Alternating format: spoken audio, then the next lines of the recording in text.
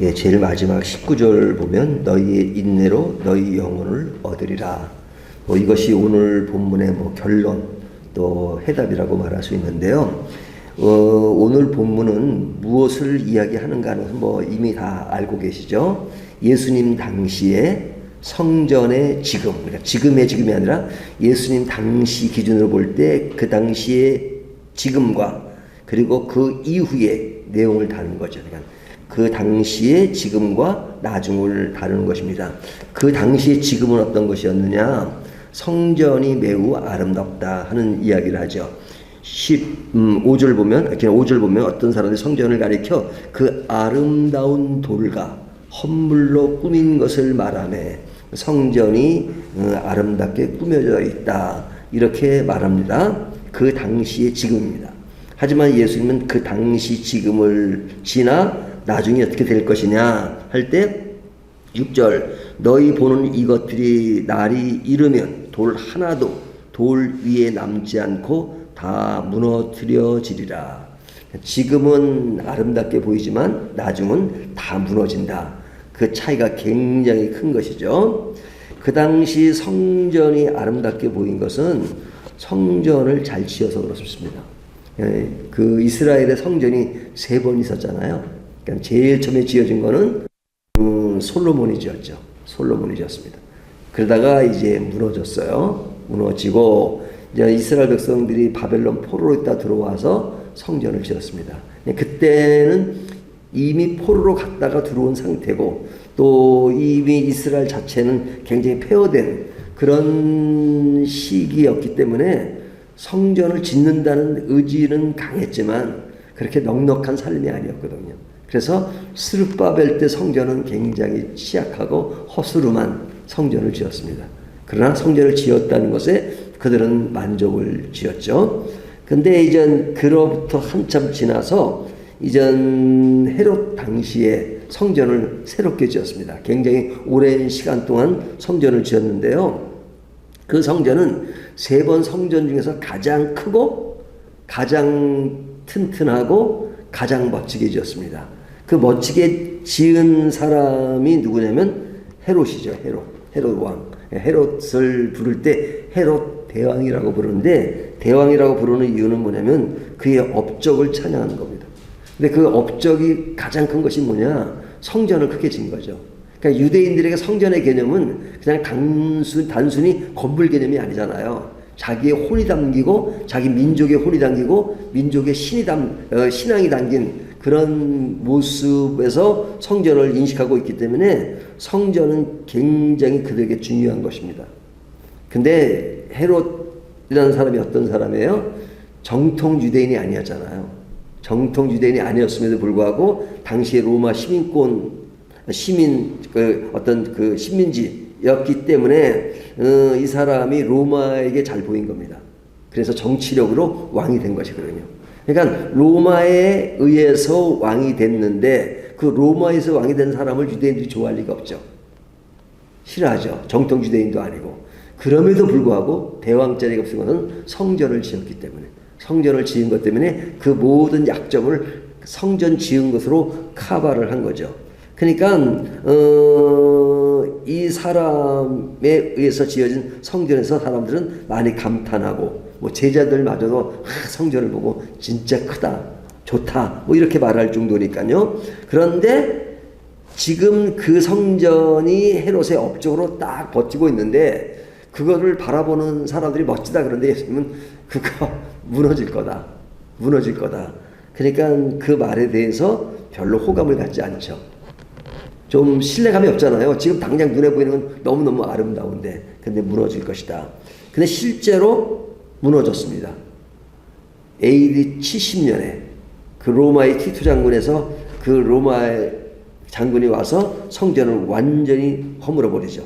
그래서 성전이 완전히 무너지는. 그래서 지금도 가면 성전이 없잖아요. 지금 남은 것은 그 통곡의 벽 해가지고 그 벽이 남아있고 그 위에는 성전이 아니라 모슬렘이 딱 있고 그러잖아요. 그러니까 이스라엘 백성들에게는 그 한이 지금도 있는 것이죠. 자, 그런데 이제 오늘 본문의 내용이 뭐냐면 이제 이 성전이 무너지라고 하니까 그 실감나지 않는 그것에 대해서 질문할 수밖에 없죠. 그래 성전이 무너져요? 그럼 언제 무너지는 겁니까? 언제 무너지는 겁니까? 무너질 때 징조는 어떻습니까? 지금 핵심은 거예요. 오늘 본문의 내용은 다 그 내용입니다. 언제 무너지느냐? 그 징조가 무엇이냐 하는 겁니다. 그런데 이것을 물어보는 것은 성전이 무너지는 그때를 말하잖아요. 근데 성전이 실제로 무너지잖아요. AD 70년에. 그러니까 예수님 당시로부터 뭐 한 3, 40년 후에 성전이 무너지는 겁니다. 무너지는데 우리가 이 본문을 볼 때 이 성전이 무너진 때를 말하느냐 아니면 예수님이 다시 오실 때를 말하느냐 그거 많이 이제 사람들이 헷갈려요. 그때 근데 성경은 너무 분명하게 명료해요. 그래서 사람들은 자꾸 어떤 자기의 어떤 관점이 딱 있으면 자꾸 그쪽으로만 보려고 그래요. 그냥 성경이 말씀하신 대로 따라가야 돼요. 성경이 아니라면 아닌 거고 성경이 예스라고 하면 예스해야 되는데 자꾸 내가 가지고 있는 어떤 선입감 그것을 가지고 성경을 자꾸 맞추려고 하죠. 그러니까 나랑 안 맞는 것이 있다 하더라도 성경이 그러면 자기 생각을 포기해야 되는 거죠. 포기하기 싫어요. 예? 어떻게든지 자기 생각에 맞추려고 해요. 그래서 이 본문은 사실은 교인들마다 자기들의 어떤 관점들이 있어가지고 그 관점을 버리지가 않아요. 그래서 굉장히 길게 평생 동안 고수하는 본문이 이 본문이에요. 근데 오늘 이것을 분명히 좀 해결하고 가야 되는데 자, 이 본문은 언제를 말하느냐 정확하게 말하면요 예수님이 분명히 말씀하세요. 성전이 무너지는 그때예요. 그러니까 성전이 무너진다는 것을 하나의 실질적인 것이 아니고 어떤 추상적인 개념으로 얘기하실 때가 있어요. 그때는 예수님 십자가를 얘기하는 겁니다. 그러니까 내가 성전을 새롭게 3일 만에 건축할 것이다 하는 것은 예수님이 3일 만에 살아난다는 의미를 지닌 말씀이에요. 그때는 추상적 개념에서의 성전 이야기를 합니다. 예수님이 곧 성전이고 예수님이 죽었다가 다시 살아나실 것이다 하는 개념이에요. 하지만 오늘 본문은 추상적 개념이 아니에요. 실제로 성전이 물리적으로 무너질 것이라는 얘기예요. 물리적으로. 그게 너무 명료해요. 돌 위에 남지 않고 다 무너뜨려지리라. 그래서 실제로 무너져요. 실제로 무너집니다. 그런데 이제 이 본문을 가지고 이제 쭉 이 본문이 길어요. 쭉 나가다가 뒷부분에 가서 이제 인자가 오는 것을 너희가 보리라 하는 말씀이 나오거든요. 그 인자가 올 때 그때 이야기가 나오니까 인자가 다시 오시는 것은 분명히 그 성전이 무너지는 때가 아니죠. 다시 오시는 때잖아요. 그러니까 이 뒤에 보면 예수님이 인자가 다시 오신다는 것이 있기 때문에 이 두 가지 내용이 분명히 존재하고 있음에도 불구하고 이것을 두 개 다 인식하지 않고 하나로 모으려는 우리는 통일을 좋아하니까요. 통일을 좋아하니까 하나로 묶으려고 그래요. 그러니까 하나로 묶으려는 사람은 앞에 부분을 가지고 하나로 묶는 사람은 뒤에 것도 앞에 부분으로 해석을 하는 것이고 또 뒤에 부분을 하나로 묶으려는 사람은 앞에 부분도 하나로 묶으려 해요. 근데 저는 어떻게 생각하느냐? 저는 솔직히 된다고 생각해요. 앞에 부분이 성전이 무너지는 것을 말하면 그것이 무너지는 것이고 또 예수님 오실 때 이야기면 그때 이야기죠. 그러면 이 본문이 어떻게 연결되느냐? 처음에는 성전이 무너지는 그 이야기를 하지만 그것이 그 성전 무너지는 그 자체로 끝나는 것이 아니라 예수님이 다시 오실 때 상황도 똑같은 상황, 비슷한 상황으로 이루어진다 하는 그런 이야기를 하는 겁니다. 그러니까 이것을 두 가지로 분류해서 인식하는 것이 굉장히 중요하다고 생각합니다. 근데 이제 이 본문을 헷갈릴 때 왜 그러냐? 우리가 쓰는 용어 때문에 그래요. 용어 때문에. 그 용어가 뭐냐면 말세라는 말입니다. 말세. 그러니까 이 말세란 말은 예수님 당시에도 말세라는 말을 참 많이 썼고요. 요즘도 말세라는 말을 많이 쓰잖아요. 뭐가 좀 이렇게 안 돌아가고 좀 더 이게 안 될 일이 생기면 우리가 흔히 하는 말이 우리의 언어 속에 이렇게 붙어 있잖아요. 말세야, 말세. 그렇잖아요. 근데 그 말세란 말이 어디에 근거해서 우리가 말세란 말을 쓰고 있죠? 1번 신문에 근거해서, 2번 성경 말씀에 근거해서. 어디에 근거해서요? 성경 말씀에서 근거해서. 성경에 말씀이라는 말이 써 있으니까요. 근데 그 성경에 쓰여진 그때가 언제입니까? 지금부터 예수님 당시 이야기도 2000년 전이잖아요. 구약은 더 오래됐고. 근데 사도 바울이 말세란 말을 쓰거든요. 그러면 사도 바울이 말세란 말을 쓸 때는 그 당시 상황을 보고 말세라고 하는 건가요? 아니면 앞으로 되어질 일을 가지고 말세라는 것이 쓰는 건가요? 기본적인 맥락은 당시를 가지고 얘기하는 겁니다. 사도 바울이 지금은 말세라는 겁니다. 지금은.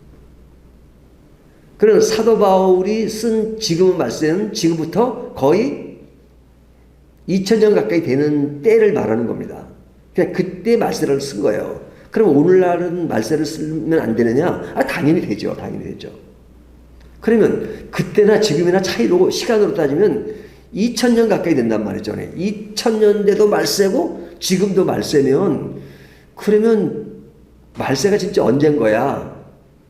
그러니까 오늘날 말세란 말을 쓰면 그 당시에는 말세가 아닌 것처럼 생각될 수 있잖아요. 그렇게 생각될 수 있어요. 왜? 시간적으로 따지니까. 그런데 오늘 분명히 정리해야 될 것은 뭐냐면 시간은 이겁니다. 말세는 말세는 시간의 개념이 아니라 순서의 개념입니다. 다시요. 말세는 시간의 개념이 아니라 순서의 개념이에요. 순서의 개념. 그럼 순서가 뭐냐 하는 거죠.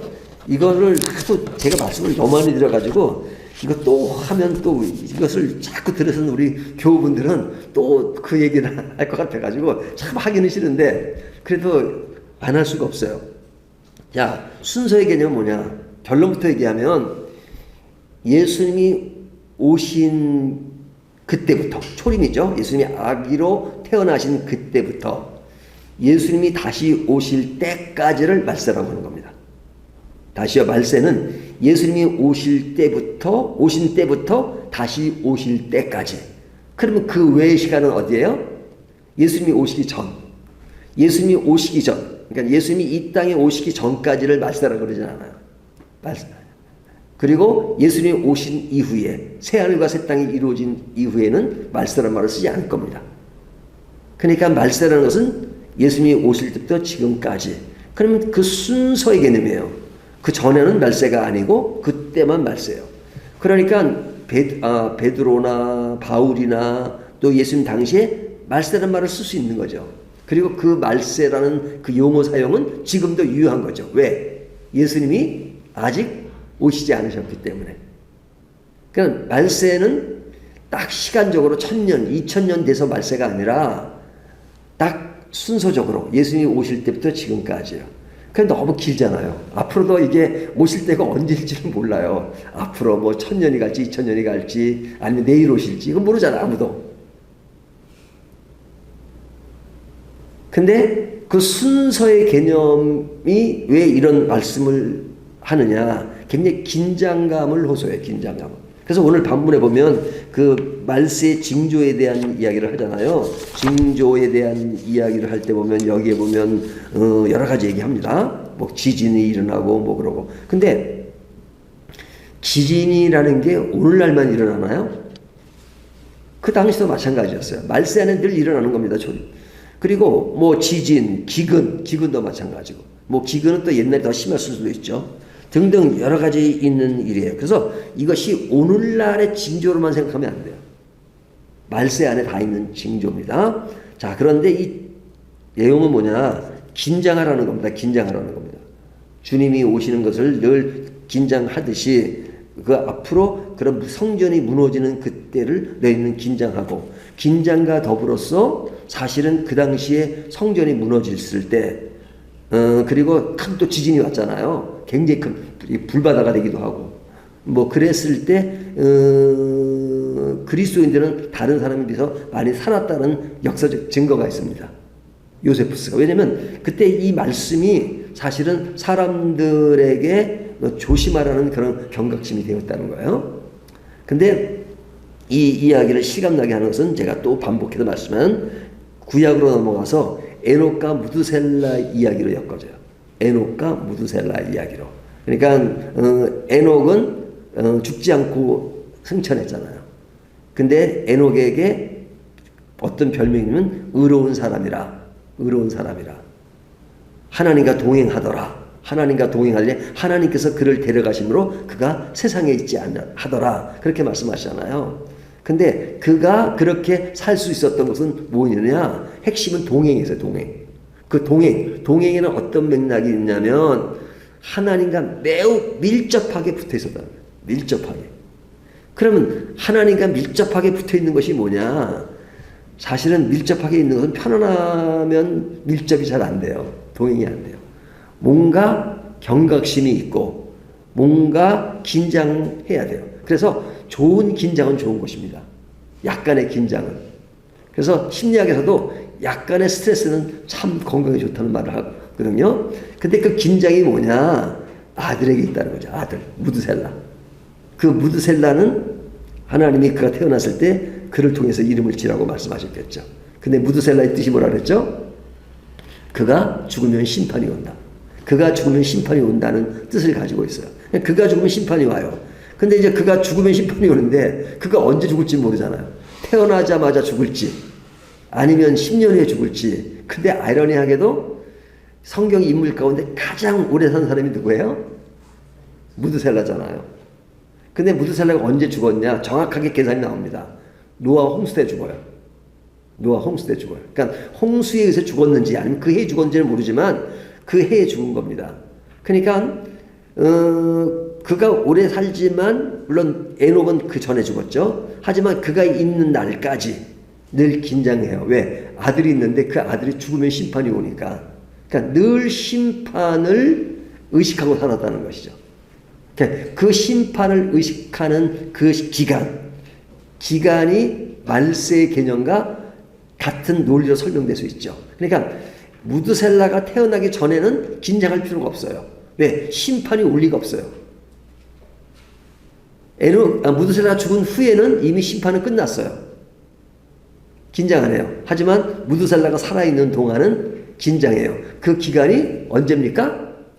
말세에 대한 설명을 하면 오늘 우리들이 그 말세를 지금 겪고 있는 거죠. 예수님의 초림이 오고 재림이 오기까지니까. 그래서 그 안에 있는 일들인데 오늘 말씀은 내일 본문도 나오지만 오늘 말씀은 예수님 오실 때 이야기가 아니라 성전이 파괴되는 그때를 얘기하는 겁니다. 그러니까 성전이 파괴될 때 그 시기가 올 것이다. 그럴 때 너희는 무엇을 생각해야 되느냐? 몇 가지를 얘기하는데 첫째는 주의하라 하는 것이 5절 보면 제가 다 읽지는 않습니다. 주의하라. 무엇을? 미혹을 조심하라. 내 이름으로 와서 자신이 예수라고 하는 그런 사람들이 있을 것이다. 그런 이야기를 하는 겁니다. 근데 이 말씀을 개인적으로 적용하면 요즘은 누가 내가 예수야 그렇게 말하는 사람은 흔히 볼 수는 없죠. 있긴 있지만. 그러나 이런 말은 그래서 우리가 거리감이 있는 것처럼 보이지만 사실은 이런 말을 자주 들어요. 따져보면. 언제 들어요? 어느 사이에 나도 모르게 내 자신이 예수가 되어 있죠. 예수님이 되어 있잖아요. 내 자신이. 그러니까 예수님을 닮아가는 건 굉장히 중요합니다. 하지만 내가 실제로 예수님이 되면 안 되죠. 안 되죠. 예수님이 아닌데. 내가 하나님이 돼서도 안 되고. 하나님의 인격과 하나님의 지정의를 담는 것은 굉장히 중요하죠. 그래야 되고. 하지만 예수님이 되면 안 돼요. 하나님이 되면 안 돼요. 그거는 진짜 잘못하고 있는 것이죠. 근데 언제 하나님이 되고 언제 예수님이 돼요? 내가 예수님 입장에서 나를 지배하고 내가 예수님처럼 행세하고 사람을 내가 심판자가 아닌데 심판하고 내가 그런 모든 것에 법이 되고 중심이 되고 핵심이 되고 하나님의 입장 이상으로 하나님을 지배하려고 하고 하나님을 통솔하려고 하는 것 그것이 바로 예수님 되잖아요. 그러니까 이런 것들이 미혹으로 다가와요. 그냥 포장으로는 아주 신앙이 좋은 것처럼 포장이 되지만 내 안에 있는 예수가 내가 될 때가 얼마나 많은가 하는 것을 적용해 볼 수 있죠. 두 번째 이야기는 조심하라는 겁니다. 9절에 보면 조심하라. 그 조심하라는 것은 뭐냐면 복음을 전하는 자들이 권력자에게서 어려움을 겪는다. 그러잖아요. 실제로 제자들이 그랬죠. 그러면서 만국에 복음이 전파되는데 복음이 전파될 때까지는 굉장히 어려운 시간들을 많이 보냈죠. 근데 그 어려움을 왜 주실까? 하나님이 그 어려운 복음 전파를 해서 어려움을 왜 주셨을까? 근데 지나놓고 생각해 보니까 그 이유가 있어요. 이유가 있어요. 이게 교회 부흥이 일어났잖아요. 예? 뭐 사도행전에 보면 막 제자들이 부흥이 일어났잖아요. 그 부흥이 일어날 때 특징이 뭐냐면 모여지는 겁니다. 모여지는 겁니다. 근데 성경은 예루살렘과 사마리아 땅끝까지 가요. 사마리아 땅끝까지로 가야 되는데 사람들은 예루살렘에만 집착되어 있는 거예요. 집합되어 있는 거예요. 그러니까 아주 은혜 받았고 마가다락방에 막 성령 충만함이 있으면서 예루살렘 교회가 형성되면서 그 안에만 내몰되어 있어요. 우리끼리. 그러면서도 그 유대인들이 가지고 있는 자기 민족이 강하고 남들은 이방인은 개라고 생각하는 것. 그래서 베드로마저도 그런 은혜 아래 있었지만 사실은 그런 면에 자유롭지 못한 그것이 성경에 나오잖아요. 그러니까 안에만 몰려 있었어요. 근데 하나님의 명령은 퍼지라는 겁니다. 퍼지라는 겁니다. 안 퍼져요. 근데 퍼지게 된 동기가 뭡니까? 핍박이 오니까 사람들이 도망가잖아요. 핍박을 피하는. 그 도망가서 피하는 것은 굉장히 어려운 일이지만 그것이 복음이 전파되는 계기가 됐죠. 그래서 유대인들이 퍼지면서 그 시나고그, 뭡니까? 회당을 만들고, 그 다음에 그들이 그 바울이 선교를 할 때 회당을 중심으로 다녔던 그것이 복음 전파의 기회가 되잖아. 그러니까 핍박을 조심하라, 주의하라. 그러면서도 그것이 견디라 하는 격려의 메시지지만 결국은 그런 고난과 어려움 속에서 복음은 전파돼서 많은 사람들에게 복음이 전파되게 된 것이죠. 그러니까 하나님의 역사는 굉장히 입체적이에요. 나 혼자만 생각하면 힘들고 고달프고 하지만 그런 가운데서 역사는 만들어지고 있는 것입니다. 그 역사의 현장에 우리의 고난과 고통이 있는 것이죠. 그래서 우리가 고통을 받을 때 그런 생각이 필요해요. 너무 힘듭니다, 주님. 하지만 이 고통은 하나님은 무의미한 고통으로 만드시는 건 아니에요. 그런 가운데 하나님의 역사는 펼쳐지고 있고 하나님의 나라는 펼쳐지고 있는 것이죠.